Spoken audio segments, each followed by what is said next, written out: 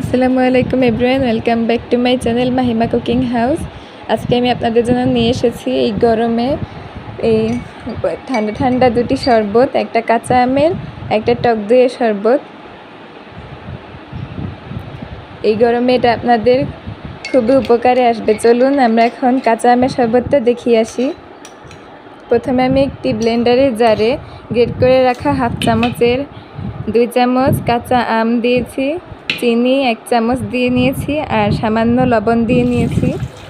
এবার আমি 1 গ্লাস পানি দিয়ে এটাকে ব্লেন্ড করে নিচ্ছি। পানি আপনারা আপনাদের পরিমাণ মতো দিয়ে নিতে পারেন, যে যতটুকু খাবেন।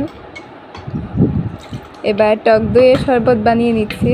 প্রথমে আমি হাফ কাপ টক দই, 1 চামচ চিনি, সামান্য লবণ দিয়ে 1 চামচ আর 1 গ্লাস পানি দিয়ে ব্লেন্ড করে নিচ্ছি। শরবত দুটো আমার হয়ে গেছে।